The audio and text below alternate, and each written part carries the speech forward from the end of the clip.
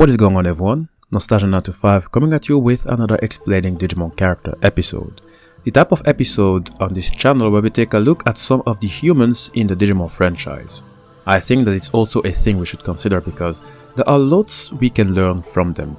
After all, we'll get to know more about the franchise if and when we study all of its aspects, and who knows, you might also learn a thing or two about yourselves. I say that because the way I see things, it's only Digimon like Agumon or the likes and all their other forms that are put into the spotlight most of the time. Yet there is so much in the Digimon franchise that we could be missing, and that's why I'm here to remind you all to always look at the details and to that which might be unintentionally ignored. Now, the character we are going to be talking about in this video is Mina.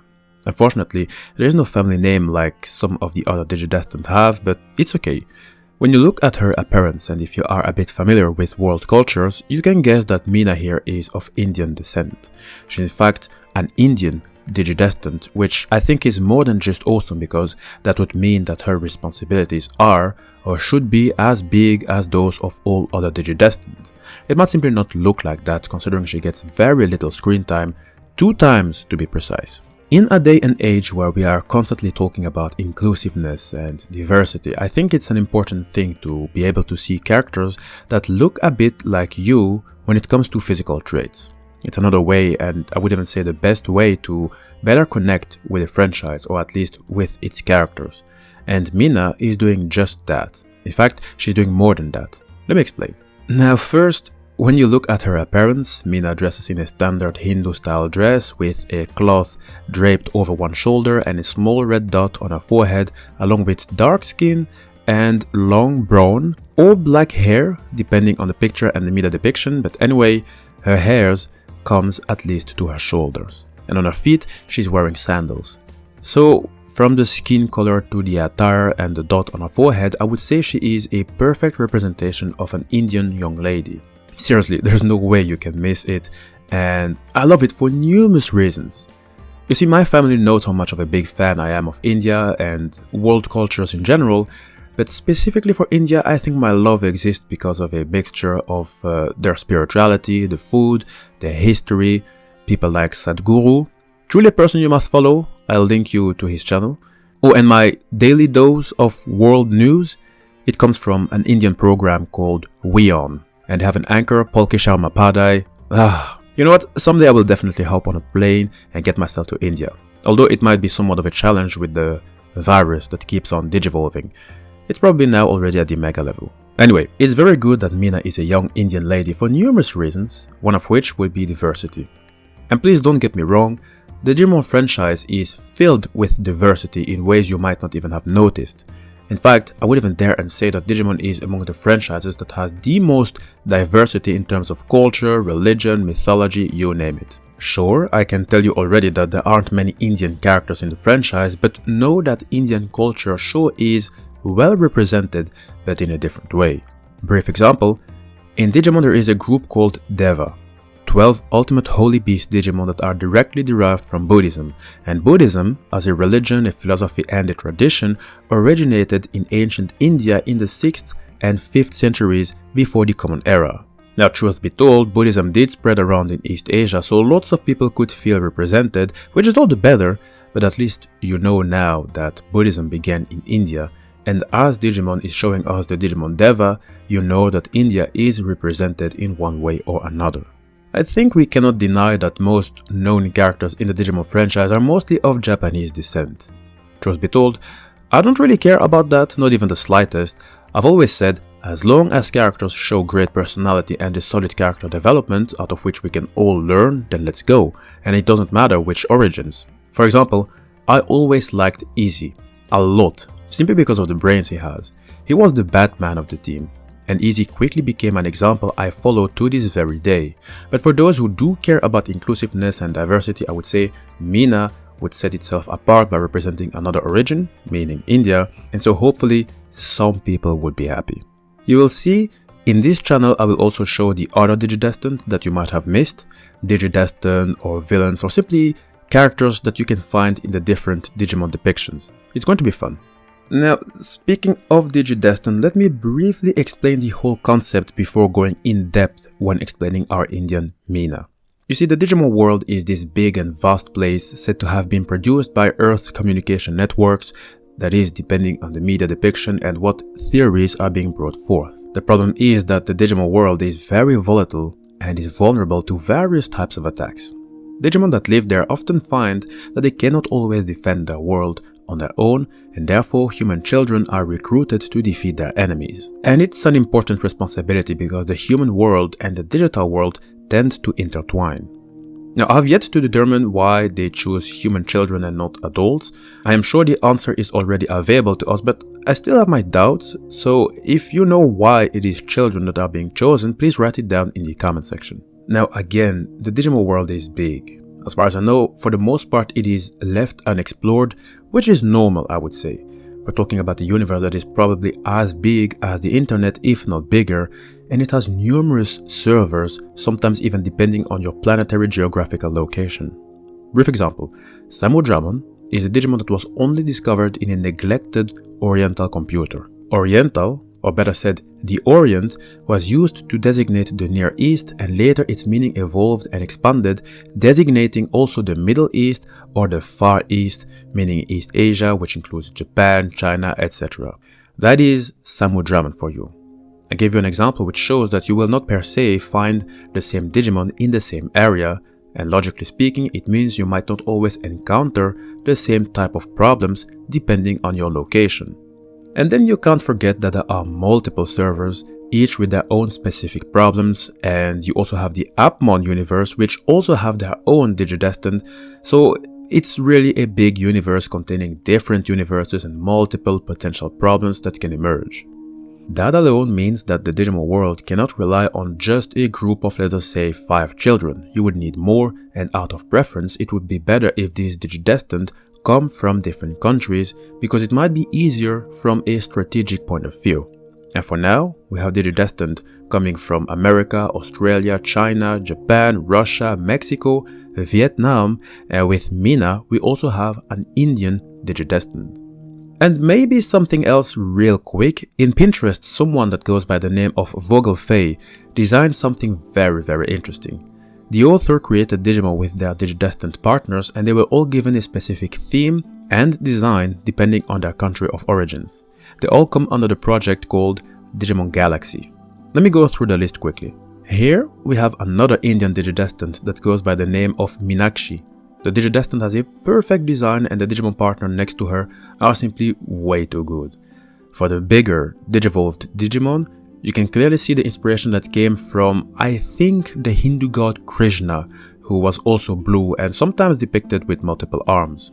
Then we have a DigiDestined of Hawaiian origins. With the flowers on the top and the dark skin color because of the sun, we have yet again a good representation, and this time it's someone from Hawaii. And the Digimon, well, I'm sorry, I'm going to let you judge. I think the Digimon looks so fitting, it's simply so well designed. We also have a Mexican DigiDestined, and I think that the bigger Digimon is based on the god Quetzalcoatl. I'll explain that god later on in this channel, so be patient, because there's another Digimon that was also based on Quetzalcoatl. And just like that, there are many other designs, like one coming from Greece with a Digimon that is probably based on, I believe, the horse Pegasus. You have a Native American DigiDestined, which I think is also a great homage. And at last you have the African DigiDestined, which is easily recognizable with the hair she has.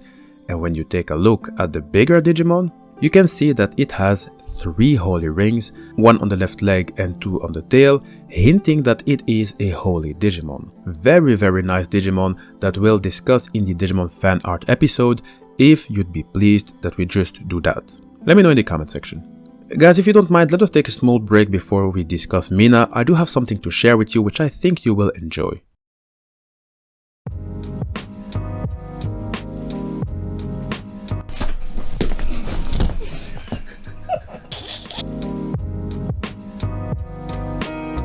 J'ai toujours dit que mon ancêtre c'est son coucou.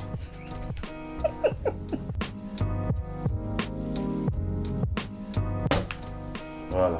Ancestry DNA. Attends, avant qu'on le fait. As we are speaking of origins and as Digimon involves a lot of genes and DNA, I think it was only fitting that I studied my own DNA to see what family I belong to. Maybe I belong to the Nightmare Soldiers family? Who knows? So we decided to take a DNA test and record the whole process for you to enjoy it. Normally I was only going to post it in my other channel called Congo Network, but I will also post it here and add captions because we only speak in French and Dutch, and that way you can understand every single thing that will be said. And once the results are out, I release the video and I hope you guys are ready because it's going to be a damn blast. You'll know more of me, Nostalgia 9to5, and my true origins. And I think it might also be a good thing for all of you to see me in other circumstances which are not necessarily Digimon related. Alright, back to Mina. She unfortunately only made 2 appearances. First appearance was in Digimon Adventure 2 and her latest appearance was in Digimon Adventure Last Evolution Kizuna. We'll start explaining what she did in the former first. In the events of Digimon Adventure 2, Digimon were released on Earth along with the Control Spires. It's a black obelisk originating from the Dark Ocean that is used to prevent natural digivolution and provide power to the Dark Rings that allow the Digimon who are wearing it to be enslaved. I spoke about the Control Spires in the Digimon Emperor Explained video, link of it is in the description box. Because of Digimon and Control Spires being released in the real world, the DigiDestined set off on their own world-saving mission. Literally, they were all spreading across the globe. Some went to New York in America, Carrie with Digimon partner Gatomon and Easy with Digimon partner Tentomon went to Hong Kong and they worked along with the Poi brothers who are DigiDestined themselves but of Han Chinese origins, and they have Siakomon as partner who later digivolved to Octomon. The Poi brothers will also have their own video. Now the objective was to bring all the Digimon who were released and lost in Asia to Kowloon Park in Hong Kong, where they were going to be teleported back to the Digimon world. So both Easy and Carrie got the help of the Poi brothers who already were in Hong Kong, but also got the help of Dien, a Vietnamese DigiDestined whose partner is Gorillamon, a very badass Digimon, like really, that's really a Digimon I'd like to discuss. Ye Hong, another Chinese DigiDestined partnered with Apemon, was also of the same party to help gather all lost Digimon in Asia. Now maybe some geography for you guys. Among the neighboring countries of China, you also have India, who were also dealing with the same issues of having Digimon running around. And the one responsible for containing the situation was Mina and her partner Meramon, who we explained in Explaining Meramon video, make sure to check it out. When she tried to cross the border of China and India, the Chinese army thought that the Digimon were hostile monsters and they prevented Mina and her partner from bringing the Digimon from India to China. And take it from someone who enjoys watching the news, the border between China and India has always been a hot topic, very political. There has been lots of clashes there. So try to imagine what political scandal it could have caused with Digimon trying to cross borders. It would high probably be heavy. Now Mina, as she's a very cautious and peaceful person who did not want to start a battle, she called for help. Easy received her call and he, Carrie and the oldest Poi brother got to her to assist her. Carrie and Easy came up with the idea that they should try and communicate with the Chinese army. The way that happened was really stylish and actually very diplomatic. Let me quote. The Octomon uses the ink from its weapon to write hello in Chinese characters on the side of a mountain for the Chinese army to see. The Chinese army begins to wonder if the monsters possess intelligence and return the greeting. Easy then has the Poi brother have his Octomon explain the situation to the Chinese army. With the Chinese army convinced that the Digimon are harmless, Mina and the Digimon from India are allowed entrance to China. After that, the Digimon were brought to Kowloon City and then sent back to their place of origins. That was about the most important appearance of Mina, because after that she was simply a character that was there to be there, meaning she had no real purpose. She was one of the DigiDestined who sent a beam of golden light from her Digivice to the sky to help the other DigiDestined fight against Malomyotismon. An important contribution, yes, but nothing special, unfortunately. In Digimon Adventure Last Evolution Kizuna, she did make an appearance, only to have her mind being seized by Eosmon and she interred within the Neverworld, an island used for imprisoning minds within their memories. She only regained consciousness after being freed by Agumon, who digivolved thanks to the bond of bravery, and Gabumon, who digivolved thanks to the bond of friendship. Two Digivolution that I have yet to explain thoroughly, as they have been out for a while now and I haven't even talked about them yet. But unfortunately, that about sums it up for Mina, which I think is a bit sad because there is so much potential that I believe is wasted and you have no idea how big. Let me explain you by showing a comment from the video we made about whether Digimon is a ripoff of Pokemon. Crazy Cat Lad wrote the following: "As a child I always felt like Pokemon series missed something, and I found it in Digimon. Real kids with real problems, relatable and with their personal struggles. If we ignore the Digimon, it would be a drama series, and I'd say this makes the Digimon anime far better for teens and grown-ups, or at least for me. I like both, but if I had to choose I must say Pokemon has the better games and Digimon the better stories. I'd like to put the emphasis on the drama because it is true. The DigiDestined had all of them, if not most of them, big problems to deal with, lots of personal issues.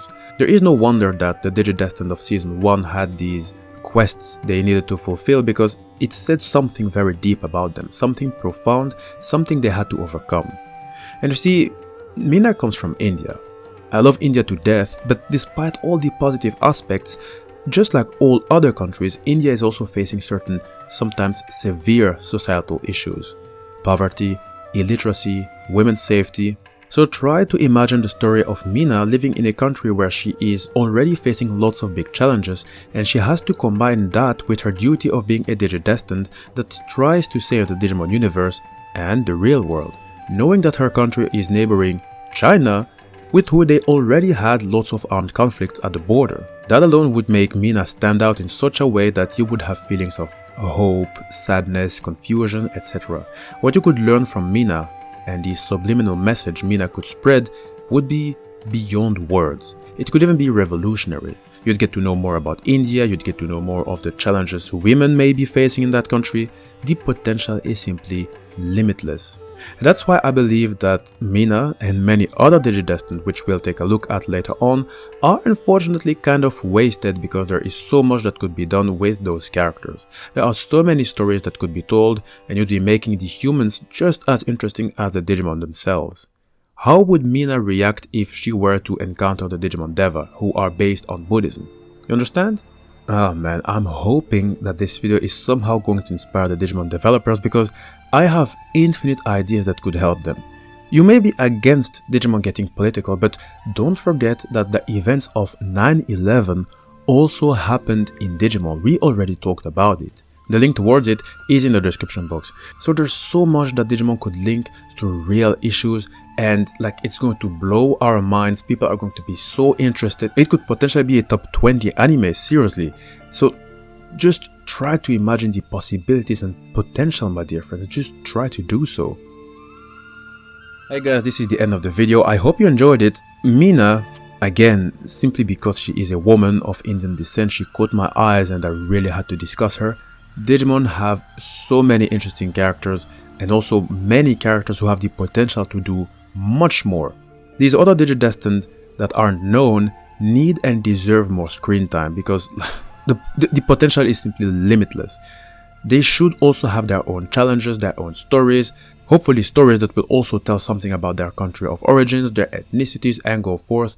I'm sure more people are going to be so interested in Digimon, especially when you'd let one particular DigiDestined interact with another DigiDestined that might not always understand what the other person is going through, but is at least trying to do so, is at least trying to emphasize.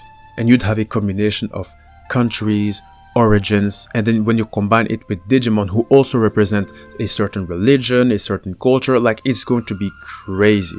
So what do you guys think of this idea? Please let me know in the comment section and let me know if you're interested in hearing me talk about these Digimon fan arts I showed earlier. They looked so great. Maybe we should do that. Oh, and tell me if you are excited and looking forward to see the results of my DNA test.